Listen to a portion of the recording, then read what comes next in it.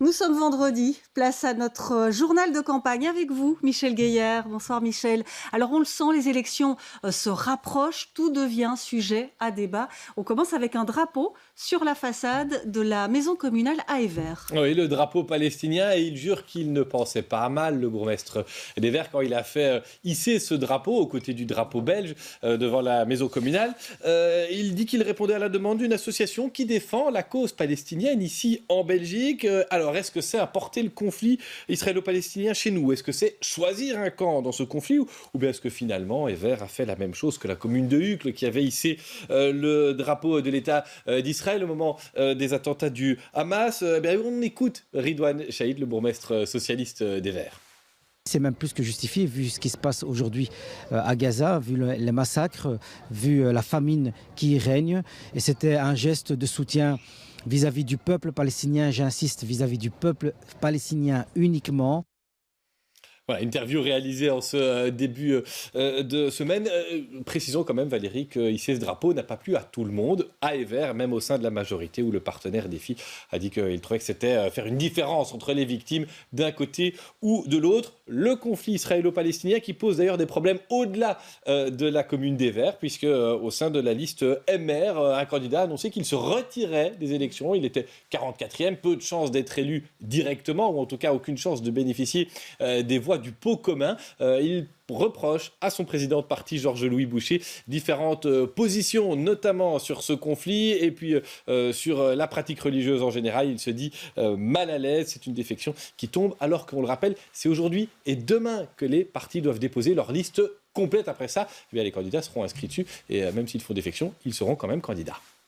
De l'autre côté de Bruxelles, à Oudergem précisément, Michel, on s'inquiète des travaux sur le ring au carrefour Léonard. Oui, des travaux importants qui vont notamment limiter l'accès à ce ring en direction de Waterloo. La commune d'Oudergem s'inquiète, elle craint d'avoir encore plus de déversements dans ses voiries. Il y a réunion aujourd'hui entre les administrations et Oudergem a décidé d'aller un pas plus loin et de rappeler à la région flamande et à sa ministre des Travaux publics la loi. Alors regardez le communiqué publié aujourd'hui par la commune d'Oudergem, et elle fait référence à la loi du 8 août 1980 qui prévoit, je cite, « Les accès et sorties du ring autoroutier de Bruxelles ne peuvent être fermés ou rendus inutilisables qu'après concertation en les régions ». Elle met donc la région flamande en demeure de concerter, et elle cite donc l'alinéa 7 de l'article 92 bis de la loi du 8 août 1980. Vous l'avez reconnu évidemment, Valérie, vous connaissez parfaitement la loi.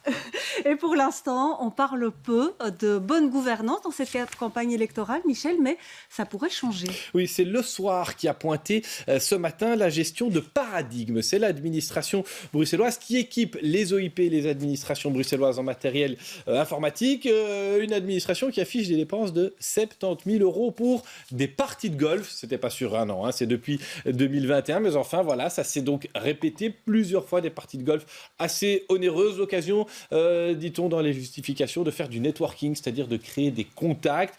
L'opposition, les engagés au Parlement, a eu l'information. Elle s'en inquiète. Elle pointe une gestion très légère de cette administration. Le Soir pointe aussi des formes d'autoritarisme vis-à-vis du personnel. Tout cela a fini par faire réagir Bernard Clairfailly, le ministre de l'Emploi et de la Formation. Il a la tutelle sur Paradigme, et c'était ce matin dans Bonjour Bruxelles.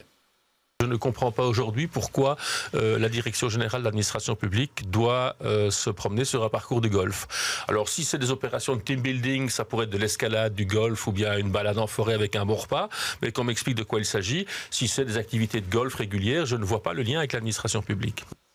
Voilà, et c'est ici qu'on referme ce journal de campagne. Merci à vous, Michel Gueillère, pour toutes ces infos en plateau.